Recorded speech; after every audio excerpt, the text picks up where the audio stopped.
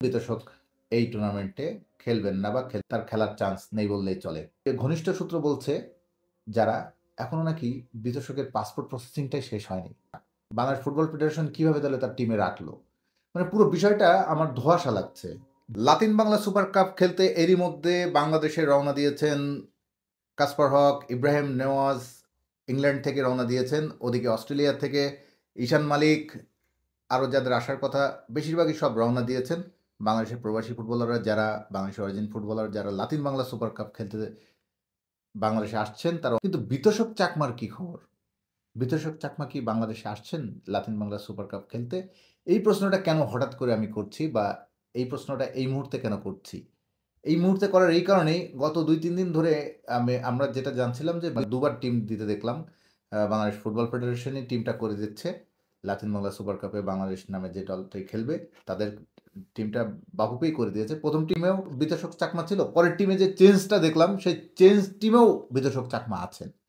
মানে বাফুফের পাঠানো তালিকাতে বিতোষক চাকমা আছেন। এমনকি আয়োজকেরাও বলছেন বিতোষক চাকমা আসবেন, খেলবেন। আমরা সোমবারও শুনলাম যিনি এর মূল আয়োজক, লাতিন বাংলা সুপার কাপের আয়োজক এমডি আসাদুজ্জামান, এবি বক্সিং প্রমোশনের ম্যানেজিং ডিরেক্টর, তিনি নিজে বলছিলেন, আমাদের লিস্টটা বলছিলেন কারা কারা এই লাতিন বাংলা সুপার কাপে খেলতে আসছে, যে প্রবাসী ফুটবলাররা বা বাংলাদেশি অরিজিন ফুটবলাররা যারা আসছেন তাদের তালিকা তিনি আমাদের শোনাচ্ছিলেন। সেখানে তিনি বিতোষক চাকমার নামটা কিন্তু সবার আগে বললেন। তার মানে যার নামটা সবার আগে বা যে নামটা আমরা ধরে নিয়েছি আসবে, হঠাৎ তার ঘনিষ্ঠ সূত্র বা তার যারা খুব কাছের সূত্র তাদের কাছ থেকে আমি তাদের নাম সঙ্গত কারণেই বলতে চাচ্ছি না। তারা আমাকে জানালেন বিতোষক এই টুর্নামেন্টে খেলবেন না বা তার খেলার চান্স নেই বললেই চলে। আমি খুবই অবাক হলাম কেন চান্স নেই? প্রথমত বিতোষক চাকমা নাকি চান বাংলাদেশ জাতীয় দলে খেলতে। জাতীয় দলের বাইরে বাংলাদেশ ফুটবলের আর কোনো দলে তিনি অন্তর্ভুক্ত হতে আগ্রহী নন। এরই মধ্যে বাংলাদেশের ২-১টি ক্লাবের থেকেও তার প্রস্তাব ছিল গত কয়েক মাসে। তিনি সেসব কোনো ক্লাবের প্রতি তিনি আগ্রহ দেখাননি। তার একমাত্র আগ্রহ বাংলাদেশ জাতীয় ফুটবল দল। এটি খেলার স্বপ্নই তিনি দেখছেন অনেকদিন। সে কারণে তিনি জুনের ট্রায়ালে এসেছিলেন বাংলাদেশে এবং সেই ট্রায়ালে তিনি অসাধারণ তার স্কিল শো করেছিলেন।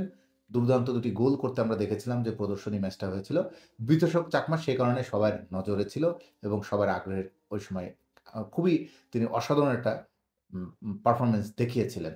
বিতোষক চাকমাকে নিয়ে এই কারণেই এত আলোচনা। সেই বিতোষক চাকমা ন্যাশনাল টিমের বাইরে তিনি আর অন্য টিম নিয়ে চিন্তা করছেন না। আর আরেকটি বিষয়, আমি এটা নিয়ে আসলে খুব কনফিউজড।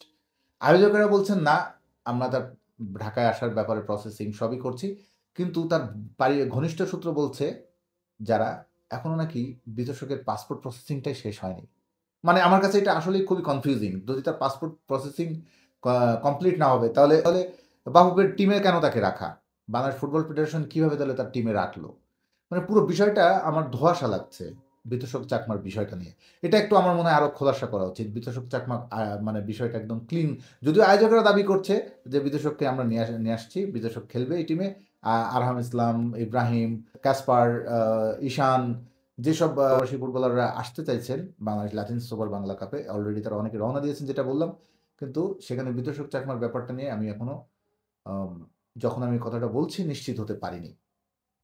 সুতরাং আমার এখনো মানে সন্দেহটা রয়ে গেছে আদৌ বিতোষক চাকমা লাতিন বাংলা সুপার কাপ খেলবেন কিনা।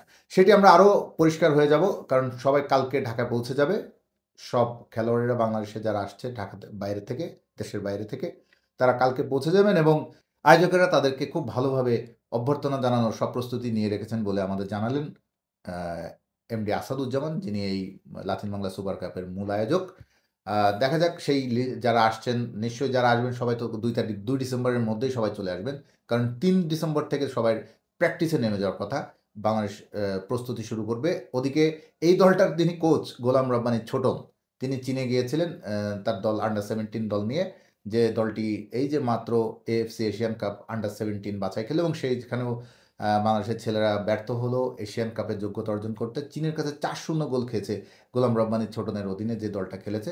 এই গোলাম রব্বানী ছোটন ভাই যিনি বাংলাদেশের নারী ফুটবলেও অনেক বড় সাকসেস এনে দিয়েছিলেন, আ কিন্তু এজ লেভেল ছেলেদের ফুটবলে এখনো পর্যন্ত তার হাতে আমরা বড় কোনো সাকসেস দেখিনি।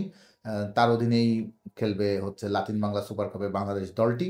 কেমন করে সেটাই দেখার। তার চেয়ে বড় কথা যে প্রবাসী ফুটবলাররা অনেক আশা নিয়ে আসছেন।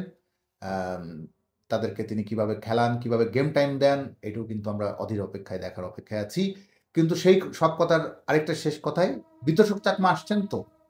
এই প্রশ্নটার উত্তরটা কিন্তু মেলেনি।